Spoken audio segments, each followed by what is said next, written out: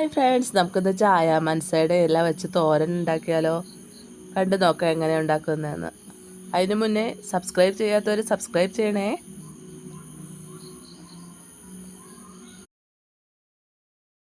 ഇതാണ് ചായ മനസ്സയുടെ ഇല. ഇത് നമുക്ക് കഴുകി അരിഞ്ഞെടുക്കാം. അതിനുശേഷം കുറച്ച് വെള്ളത്തിലേക്ക് അരിഞ്ഞു വെച്ച ഇലയും കുറച്ച് മഞ്ഞൾപ്പൊടിയും ഉപ്പും ചേർത്ത് നല്ലവണ്ണം തിളപ്പിച്ച് എടുക്കണം. നല്ലവണ്ണം തിളപ്പിച്ചെടുത്ത ഇല വെള്ളത്തിൽ നിന്ന് നല്ലവണ്ണം പിഴിഞ്ഞെടുക്കാം. അതിനുശേഷം അതിലേക്ക് നാളികേരം, കുറച്ച് മഞ്ഞൾപ്പൊടി, പിന്നെ കുറച്ച് വെളുത്തുള്ളി, പച്ചമുളക് ചതച്ചത്, പിന്നെ കുറച്ച് ഉപ്പും ഇത്രയും ചേർത്ത് നല്ലവണ്ണം ഇളക്കി യോജിപ്പിക്കാം.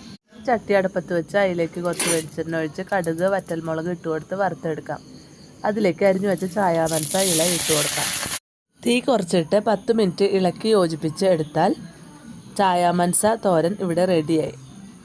ഇഷ്ടപ്പെട്ടാൽ ലൈക്ക് ചെയ്യണം, ഷെയർ ചെയ്യണം, സബ്സ്ക്രൈബ് ചെയ്യണം. നിങ്ങളുടെ അഭിപ്രായങ്ങൾ കമൻറ്റിലൂടെ അറിയിക്കണേ. Okay, thank you.